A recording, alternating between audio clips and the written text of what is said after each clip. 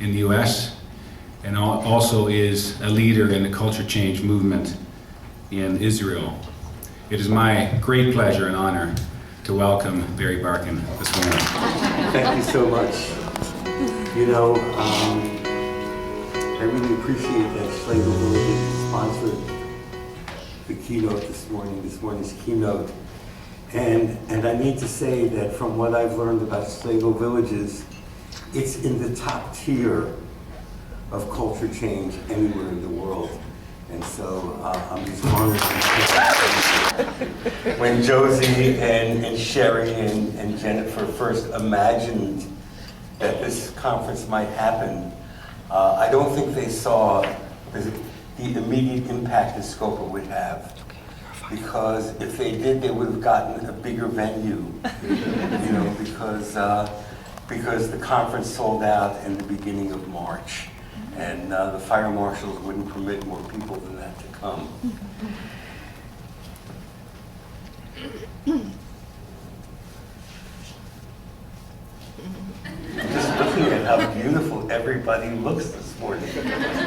You know, there's nothing like coming with strong intention and then singing to bring out of us the spirit that lives within all of us.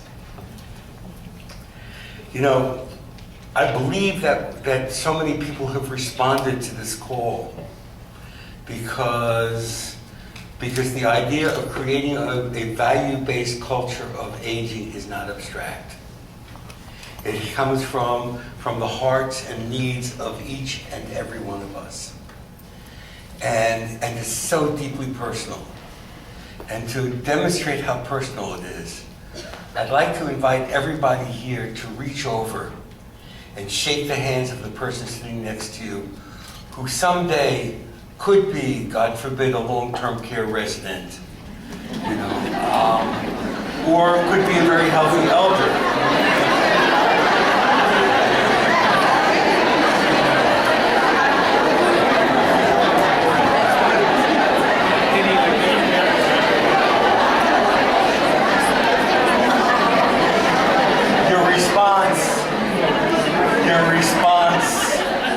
Your response is proof positive that this is real for each and every one of us. It impacts our own aging process, how we're going to age. And by the way, our aging is going on even as we're sitting here this morning. You know, it will impact the way our families organize ourselves and the way we relate to elders in our families. It will impact the way our professional roles begin to redefine themselves around the values of the culture change movement. And it will impact the way that the organizations that we work for are structured. It will impact the very communities in which we live as they become attuned to the idea that multi-generational is the only way we can go into the future. And that we need multi-generational relationship in order for each generation to thrive.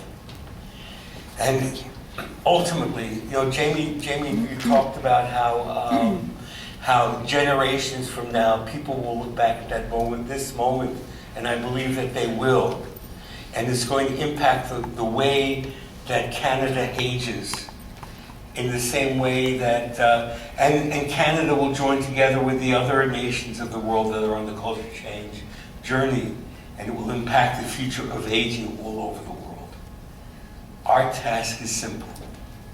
It's to build communities in which each and every person matters, in which we're all connected to one another. And it's even deeper than that, in which we're all connected to the living planet and the legacy that we're going to leave for future generations. Our mission is to create the culture of aging in which we all want to age, despite whatever vicissitudes come along in the journey of our own aging. I'd like to tell you a little bit about how I got started with this journey of culture change in long-term care, this journey of culture change in society. About 40 years ago, I was sitting under a sprawling, beautiful 300-year-old live oak tree, hence the name of the Live Oak Project, in Live Oak Park in Berkeley, California. And in the manner of people in First Nations, I was on a vision quest. And what I was seeking to learn was, who am I? What am I here to do with my life anyway? And out of the blue, I grew up in the 60s,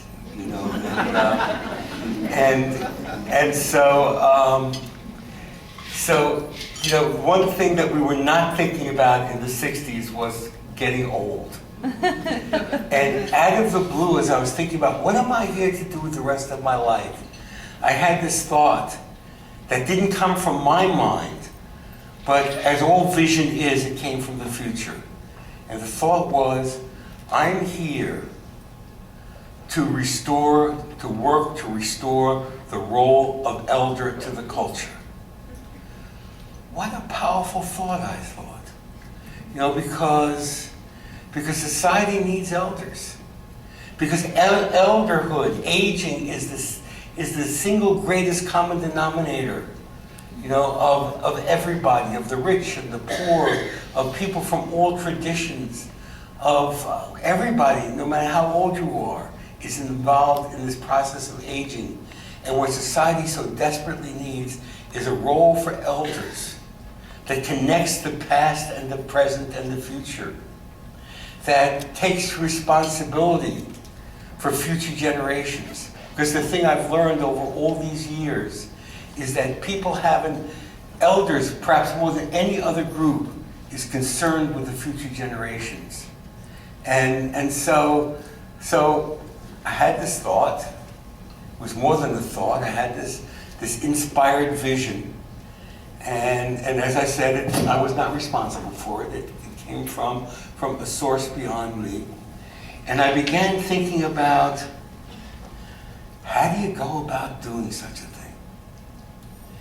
And lo and behold, I began thinking about my grandmother. My grandmother, Barry Barkan. And hi grandma, hi grandpa. That was them in 1943. They're pretty dignified people. And the last time I saw grandma, she was in a nursing home. Thank God nursing homes aren't like that anymore. I walked in there, I remember walking in there, and the stench of disinfectant gave me a headache. And I walked up to her room, and there she was lying almost inanimate in her bed. And she didn't know the people on either side of her. And our conversations, which were always easy, were awkward that morning. And she said to me, Barry, you don't know how bad it is here. You don't have any idea how they treat me, how I'm afraid all the time. Well, I was a 60s dude, and I said, don't worry, Grandma, I'll go talk to them and we'll straighten it out.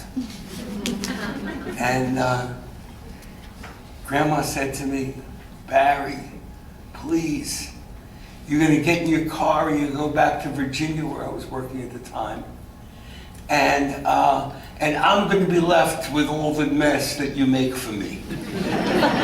Leave it alone. I don't think I had a moment of wisdom before that moment, but I listened to her. And I got in the car and I drove back to Richmond, Virginia. And all the way back, I was thinking of Grandma. I was thinking about how I was a civil rights reporter. And I was thinking about how the worst convict, the worst prisoner, has more civil rights than my grandmother had in that nursing home. And so it became clear to me, I need to go and work in a nursing home and change and start a civil rights movement. Grandma suffered from 3 social diseases. Isolation. She was isolated from the people around her. She didn't even know their names. She was disconnected. She was disconnected from the flow of her life, from who she had been, who she is now, and who she's becoming. She was a kind of a time-space limbo. And there was nothing meaningful happening in her life. She suffered from lack of meaning. So, as I began thinking about it, I thought, oh, well, you know, the antidote to this is to create a community that would change the very nature of organizations, a consciously cultivated community. And then I forgot about it for 5, 6, 7 years until I had the experience under the oak tree and was now obsessed. I was now obsessed with doing this. And I was in Anchorage, Alaska with my friend Bob Burke, and we were working on designing a mental health plan, a community mental health plan for the city of Anchorage. And late one night I said to Bob, you know what I want to do when I get back to town?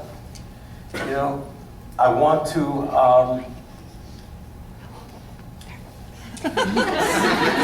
thank you, Jennifer. She's telling me I'm blocking the mic.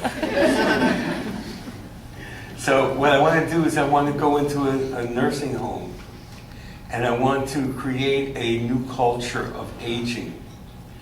And perhaps you'd like to join me in this. And Bob said, count me in, Bear.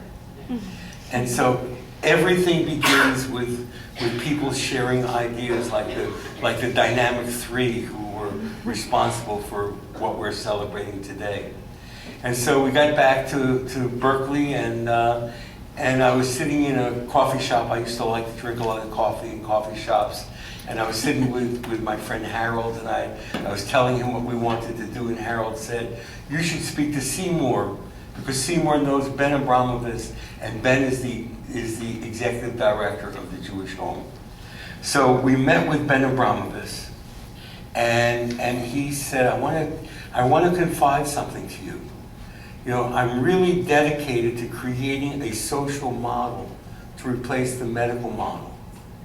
He said, but you know, as the administrator, my ability to make change is limited.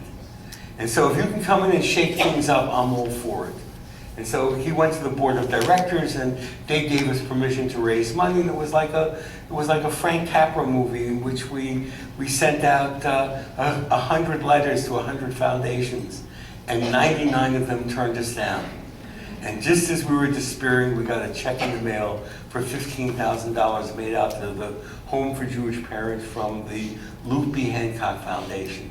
And the next day we showed up in the Home for Jewish Parents. And we called together all the elders we could find. And it was chaotic. You know, people did not want to be there. It was a really good home, really first-class care, a really committed community standing behind it. But the people were so alienated. You know, in the tradition they came from, you know, younger people took care of their older parents, and instead they felt cast aside, and so it was really chaotic. And so you know, we started with a question: who are you? And one person said, you see that piece of furniture over there? They even move me without asking me. I'm like a piece of furniture.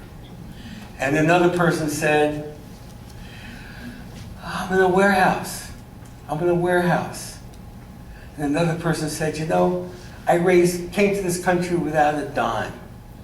You know, I worked hard. I put 5 children through graduate school. They're all professionals. They're all making a good living. And in this moment of my greatest need, what did they do? They put me here. And we said, you know, we see you as the elders of the people. Everything you say may be true, but to us, you're the elders of the people. Yeah, some elders, said one of the women. And we said, yeah, that may be true, but for us, you're all we've got. And so one of the things that we did was we said, we'd like to introduce you to the Live Oak definition of an elder. And that definition of an elder, there were no Kinkos in that day. We had to go to a sign painter and commission him to paint a sign of the definition of an elder. And I wonder if you'd all do me a favor and join me in reading the definition of an elder. An elder is a person who is still growing, still a learner, still with potential, and whose life continues to have within it promise for and connection to the future. An elder is still in pursuit of happiness, joy, and pleasure, and her or his birthright to youth remains intact. Moreover, an elder is a person who deserves respect and honor, and whose work it is to synthesize wisdom from long life experience and formulate this into a legacy for future generations. If it said nothing more, if it said nothing more than an elder is a person, an elder is a person, it would have been profound. And so, you know, somebody said, what are you here for? And we said, every day we're going to get together, we're going to have a meeting. Well, what do you want to meet about? And we said, we want to start here in this place to create a movement to transform the nature of aging in the United States of America. And so after the meeting, there was that man there, his name is Ken Fox, he's with his wife Fanny. And after the meeting, Ken came up to me. He could barely walk because the left side of his body was wiped out by a stroke. And he had toilet paper stuffed in his mouth to keep from choking to death on his own saliva. And he couldn't speak. And he looked at me and he went like this. Anybody know what that means? And then he pointed to everybody in the room and he went like this again. And then he did it one more time for good measure and he walked off and he was laughing and all 100 pounds of him jiggled as he walked away. And so I afterwards asked the social worker, who is this guy? And she said, that's Ken Fox. He was the last Jewish member of the Berlin legislature before the Nazis took over. And he was a lifelong social advocate, social activist who lost his voice and has been really languishing in frustration. And the next morning, Ken Fox came into the room and he handed me a little note on a quarter-size piece of paper that was tacked on a typewriter, you know, and it said, if you think you can do that with these people, you're crazier than they are. And so Bob and I looked at one another and we decided we have to read that to the group. And we read it to the group and a profound thing happened. We didn't know how profound it was until later. We became Ken Fox's voice. And every day he came to the community meeting with a note. And his notes went from a quarter-size sheet of paper to a half-size sheet of paper to a whole-size sheet of paper. And finally we went out and bought him an electric typewriter to make it easier on him. And he became the leader of the community. You know, a number of things happened in the course of this community development in the home. After a while, people didn't say, I'm like a piece of furniture. They said, we are the Council of Elders, and they identified themselves as the Live Oak Council of Elders. They took death out of the closet. You know, before we started the community meetings, you know, when somebody died in the home, they would wheel them out the back door and take their names off the door, and nobody would mention it. And so we asked them, what would you like to do the first time somebody died when we were there? And they said, we want to have a memorial service. And we said, well, who should lead the memorial service? Somebody said, get a rabbi. And someone else said, a rabbi is like a cop. There's never one when you need them. And so they put together a memorial service, and they designed it. And to this very day, we teach this memorial service process throughout the United States, and we're now teaching it in Israel. And another thing that happened is that they began to influence the board of directors and how they allocate money for capital improvement. And it was not just that they did that, they challenged the administrator, and he said, got to go to the board. They challenged the president of the board of directors, and she became an advocate for them and their needs. They also got engaged with the 1980 White House Conference on Aging. And they challenged the local meetings of the White House Conference because they did not show enough respect to people living in long-term care. It was a revolution that happened there. And the beauty of it is that it wasn't top-down management. It was top-down supporting the bottom up. And that's really the management model for the new culture. So there was a guy named Robert Fulgham. And one day I'm in a bookstore, I see this book that says, Everything I Know I Learned in Kindergarten. Anybody ever read that book? And so for me, the experience at the Home for Jewish Parents, the 5 years we spent there with the Live Oak Project, was like kindergarten. And everything I know about this work on the deepest level, is commentary on what I learned in my kindergarten experience. And I'd like to share with you some of what I learned. And I think that these are basic operating principles for the new culture of aging. Each person, that's in other words like an elder is a person. Each person, it's not about the big, although it is, it's about each person. Each person has more potential than we can possibly imagine. Never define a person by diagnosis, frailty, level, educational level, or rank within the organization. All people, all of us, need to be connected to something larger than ourselves. Elders have a tremendous moral authority that can change the world. We all are constantly learning, growing, and developing. There is a living spirit. There is a living spirit that permeates community as individuals energize the collective.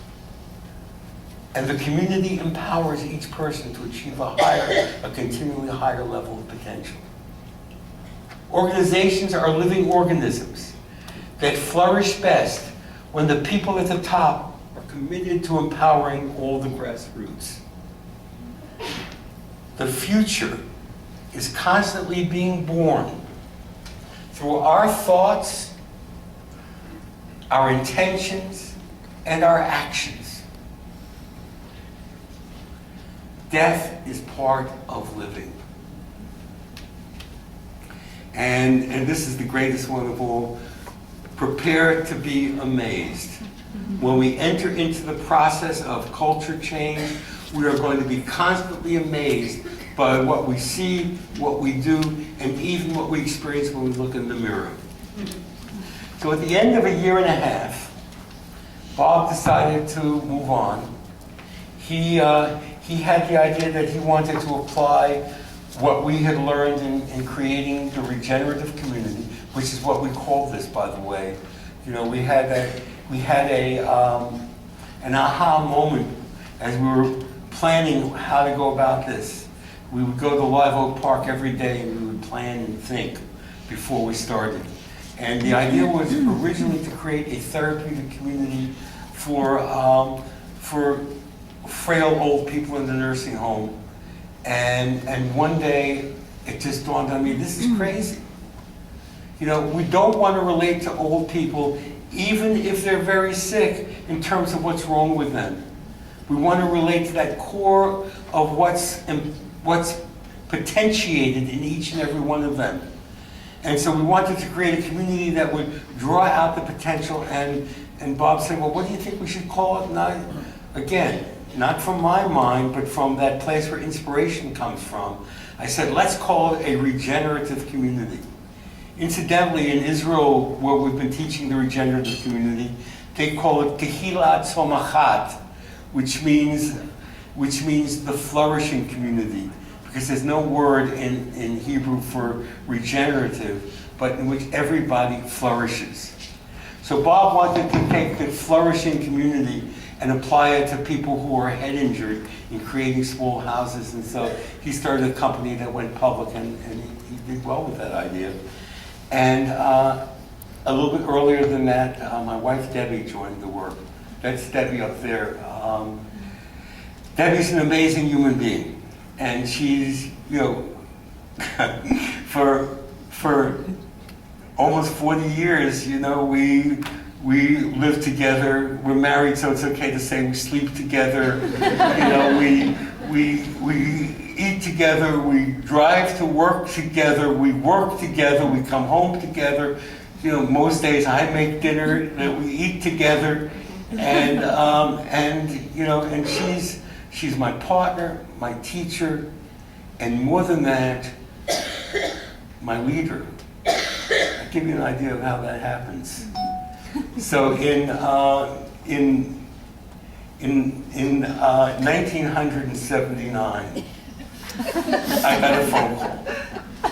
Hello, Barry? Yeah, this is Professor Rosalind Lindheim at UC, University of, not Calgary, University of California. And she said, I just met with the president the other day of the UC system, and he has agreed to have a conference on environments for humanized healthcare. Beautiful concept. And she said, every time I do a conference, I like to have a wild card. And Dr. Carol Winograd, who went on to become a brilliant Stanford geriatrician, Dr. Carol Winograd said, there's no more of a wild card than you are.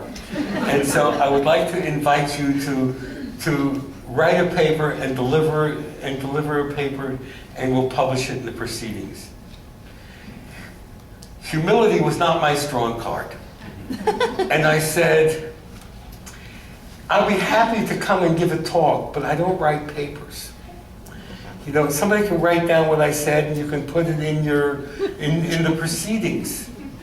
And I went home, and I bragged to Debbie. I said, so this woman called, and the university president wants to do this conference, and she asked me to write a paper, and I let her know I don't write papers. And Debbie said to me, what, are you crazy? This is the University of California. It is one of the most prestigious schools in the United States, one of the most prestigious schools in the world, and you're too big to write a paper? She said, you will write a paper. No, Debbie, I'm not going to write a paper. I'm my own man. So I wrote a paper. And what that paper did is it defined the creation of a new culture as the only way to change institutions. It talked about culture change. It talked about the restoration of the role of elder. It talked about relating to people in terms of their potential for wellness and not their illness. It challenged the medical model. And that paper got picked up by a magazine called Aging Magazine. And Carter Williams, who went on to become the convener of the Pioneer Network, and who's going to be 90 years old this year, and I wish her good health and continued long life. And Carter Williams, when she was looking for a concept to organize, the transformation of nursing homes around, she looked at that paper and said, it's got to be culture change. And so that paper had a huge impact. It affected the National Citizens Coalition for Nursing Home Reform, which was working on the Nursing Home Reform Act of 1987, which was so profound and so radical, if nothing else, because it said each person. And because it said, and she said she had a fight with the industry each time they wanted the word each person to be in the Nursing Home Reform Act.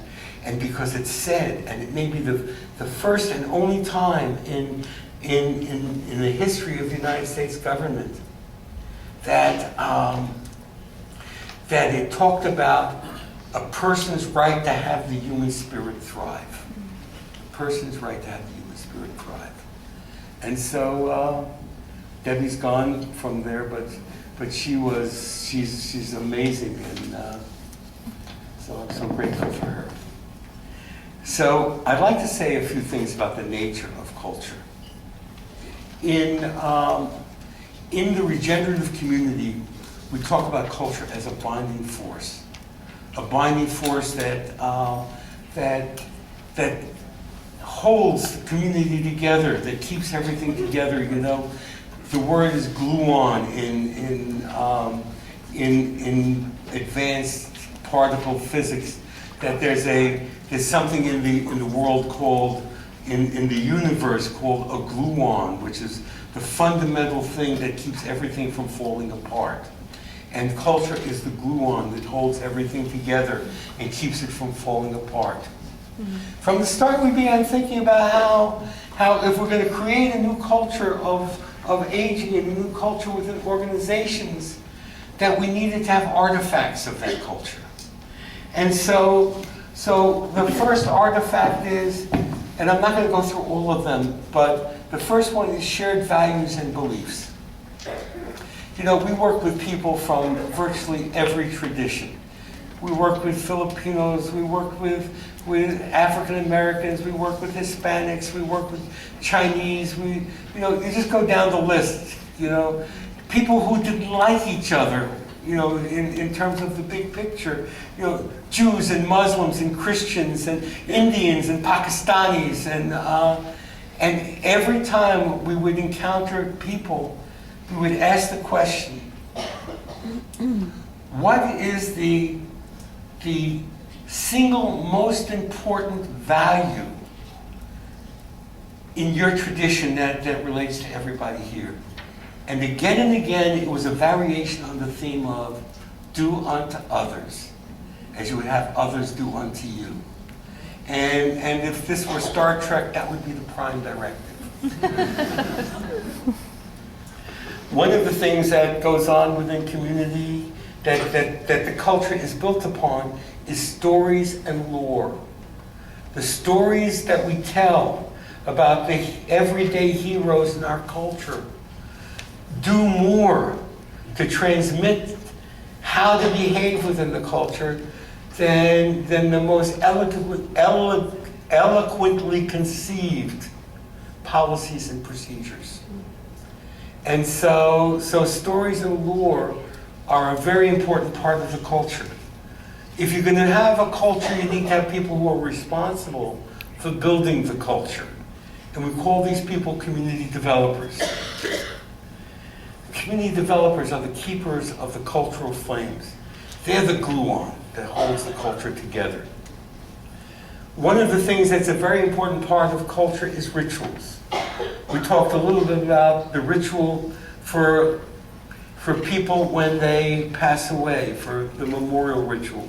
You know what the people said about the memorial ritual? They said, when somebody dies and they take them out the back door and they don't tell us about it, what does it say about the meaning of my life here today?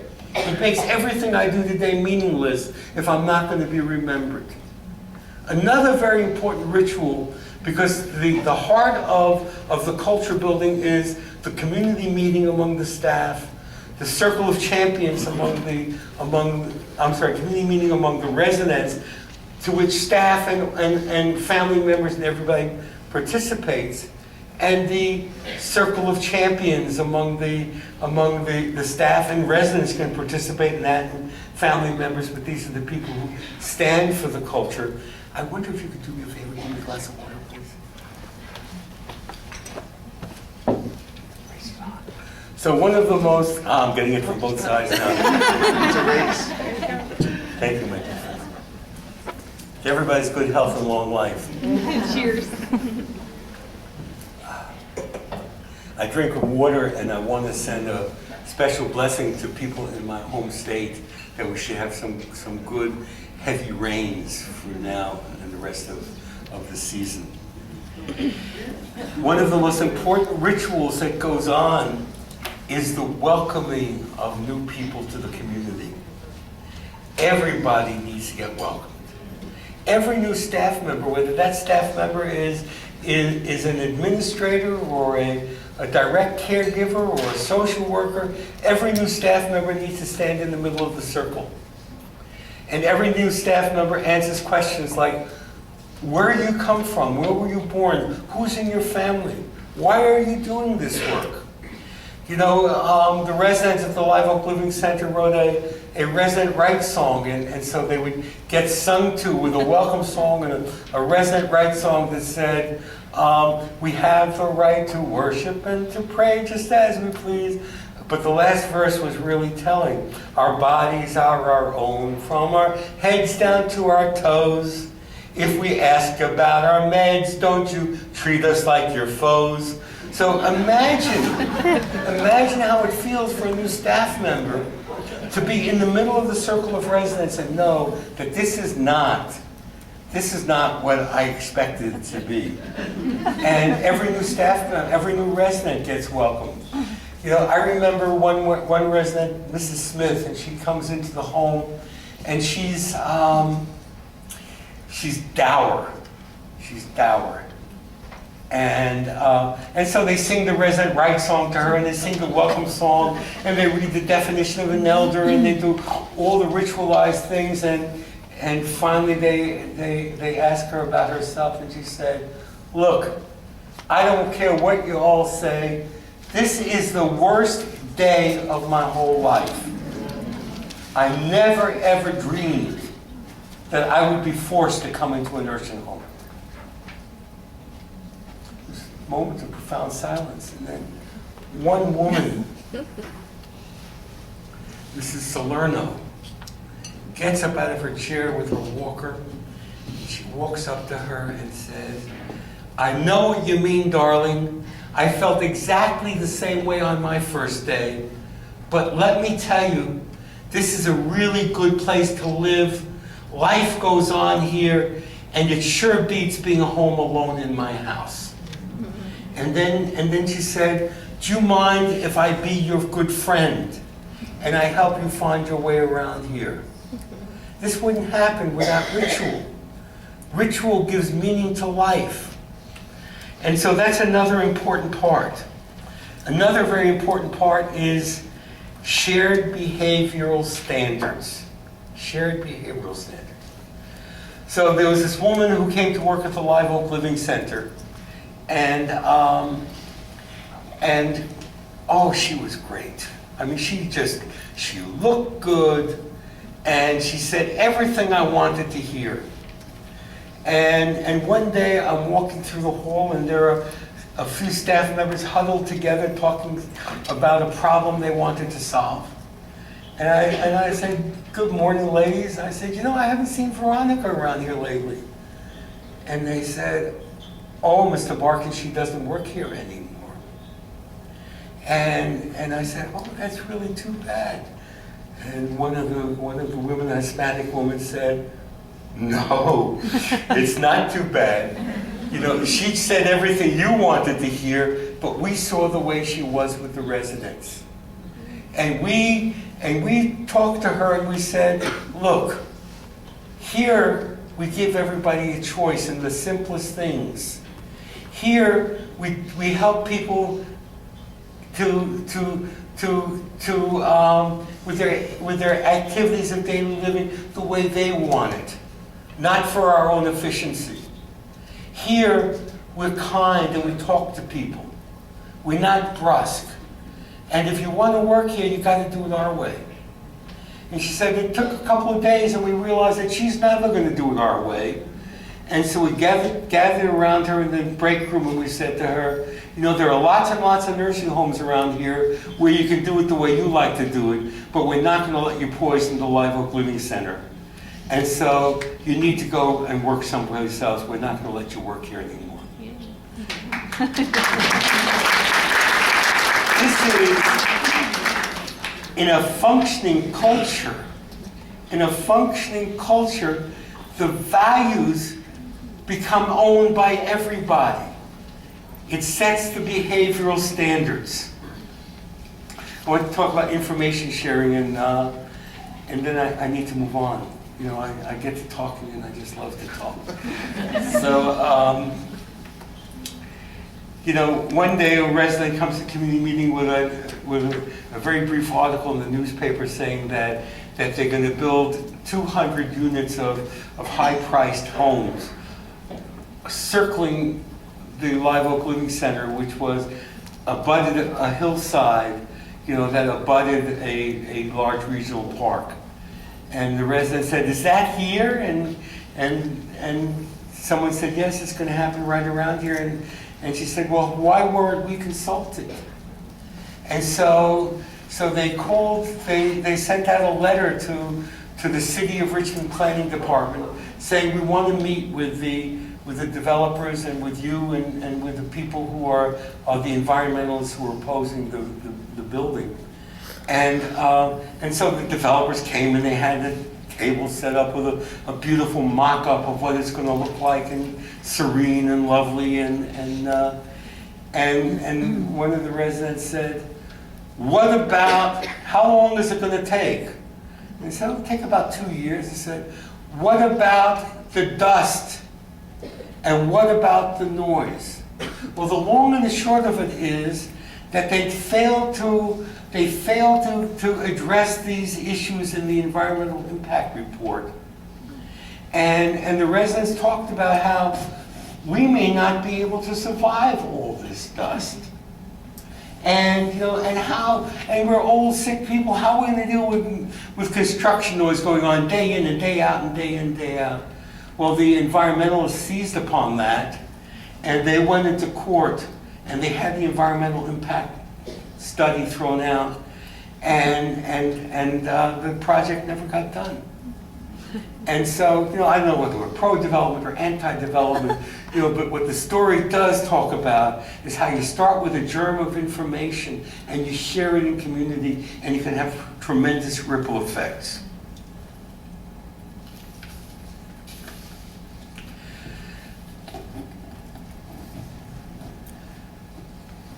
We move from the medical institutional model to the community model.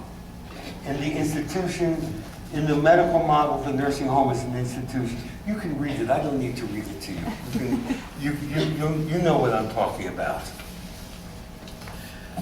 So as we've begun thinking about how to go about this, we began thinking about how contemporary organizations are alive. They're living organisms. And living organisms have a variety of different systems that make it up. For our purposes today, I want to talk about two systems within the living organism: the cultural system and the functional system. The functional system is responsible for outcomes, measurables, whether that outcome has to do with the bottom line or quality care indicators or staffing patterns or staffing costs or whatever it is. These are done, these are achieved, the measurables are achieved because of the functional system. The cultural system assures congruency between values and practice, that the values of the organization show up in the daily practice of everyone within the organization.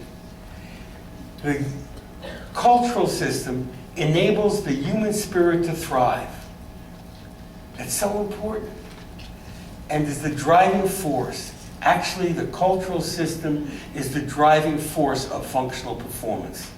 You know, I've been in places where they dot every I and cross every T, and you wouldn't want to live there. You know, but with a healthy culture, everything gels and comes together. Unfortunately, most organizations are lopsided. You know, most of the resources, virtually all of the resources, go into function. And very few of the resources go into the development of the culture. And so we began thinking about that and figured, you know, what we need to do is we need to define a cultural operating system. You know, just as we have an operating system for our computers, we need a cultural operating system. And it was clear to us that it should not be complex, it should be simple. And so the cultural operating system has basically three core components, three foundations. And the first among these is a shared belief system. The second, because that's the heart of the culture. The second is to have your community developers who take responsibility for developing the culture and developing community. And the third among these are the practices and the structures for community development that enable the culture to take root. The belief system. Every organization has a belief system. Sometimes, unfortunately, it's not a very positive belief system, but every organization has a belief system. And the belief system has mission, core concepts, conceptual taxonomies, values, principles. Our core beliefs help us to understand who we are, who the organization is. It helps us to understand our purpose, and it helps us to understand how to act within the organization. You know, at the heart of the shared belief system is the organization's mission. You know, I happened to look at the video from Schlegel Villages, and I saw your dad and how his mission was to take the community that he grew up with in the village and to build a system around that. Mission is so important. Is that correct? You know, years ago, Debbie and I, in the early 1990s, Debbie and I were privileged to work with the folks at Fairport Baptist Homes. And the administrator asked us to help them with the mission statement because he said they'd been working on it for 6 months and it was circular. They couldn't go anywhere. And we met with staff and a few residents and a board member, and we were talking about the mission statement, and it didn't have any fire. It didn't have any fire. And my wife Debbie, who's Jewish, said to them, "How about Jesus Christ? Where does Jesus Christ fit in your mission?" And they said, "You mean we can talk about Jesus Christ in our mission statement?" And she said, "This is the Baptist home, isn't it?" And so once they got it, that they can go to the root of who they are and where they come from, within an hour they had a beautiful mission statement. Values. Values are not absolute, but they provide a way for a negotiation to go on. For example, one of the values of the Pioneer Network is risk-taking is a normal part of life. So that means that yes, risk-taking is a normal part of life,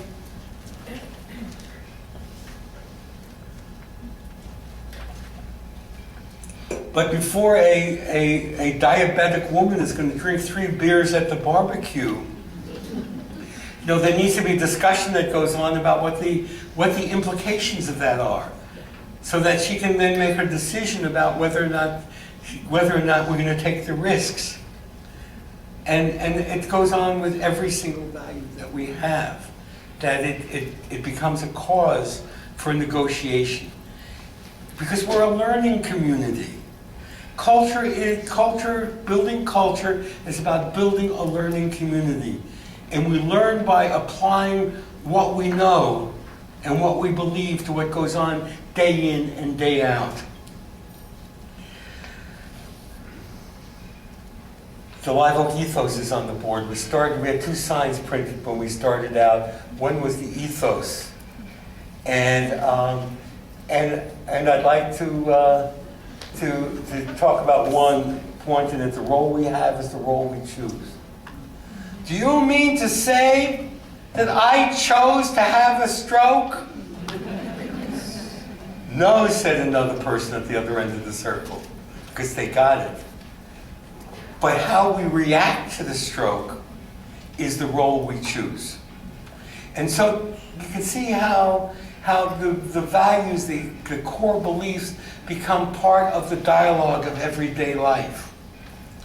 One of the things that's very important that we're here to do during this conference is to begin to build on, to chew on, to digest, maybe to reject, maybe to expand upon the Canadian culture change values that the, what do you call it, the Gang of 34? The council. The Council of 34 came up with. I'd like to talk a little bit about the role of community developer. Actually, there are 6 roles that make up the role of community developer, and they balance each other like a yin and a yang. So when we started the very first day at the very first community meeting, we were the leaders. The minute that Mr. Fox and then everybody emerged as leaders in the community, it's like an orchestra. You know, you do your solo and then you sit down and then have somebody else does their solo. We became participants. So a community developer is a leader and a participant. And so we envision that there will be Elders Guild chapters in every neighborhood. In the meantime,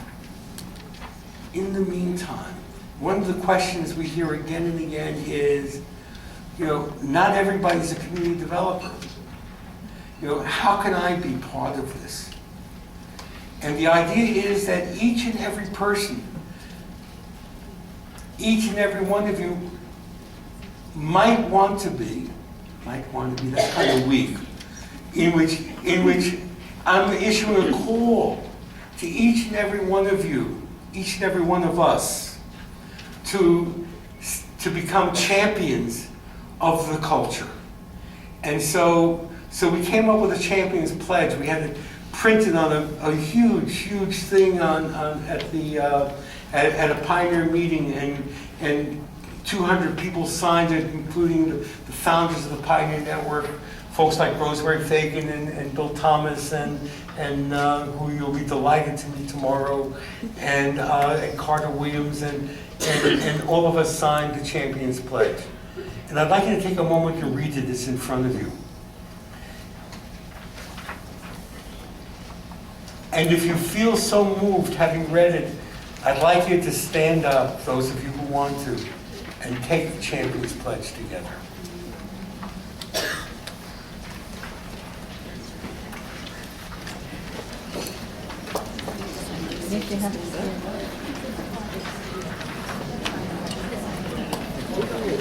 And I want to say something to those of you who are sitting down. It's great that you're sitting down. You know, this is not about peer pressure. It's about what moves you in the heart. And the thing I want to say is that in our experience of developing communities all around, one of the things we learned is that those people who were not so interested in the beginning later on became the fiercest champions of the culture. And so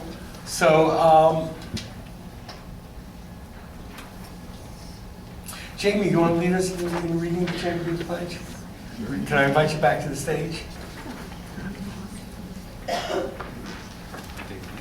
Oh, but of course. Okay, I can actually read right up here. That may not work. Okay, Barry, I love you, but just move away from me a little bit. I love you too, Jamie. If I can start. I commit to being a champion of our culture and will consistently work to build bridges between people and create harmony and consensus within our community. I will serve the elders as they express their voices and make the big and small decisions that define their lives. I will seek to work and live by our community values. I will strive to enable the human spirit to thrive in every encounter. As a champion, I will take my own learning, growth, and development seriously in all the dimensions of my life. I will stand for the good of the organization, supporting its prosperity as we make our values real and work to transform the culture of aging. Thank you, Gene, for leading that. Thank you, everybody. It's been an honor and privilege to be here with you today as we launch the movement for culture change in Canada. Thank you.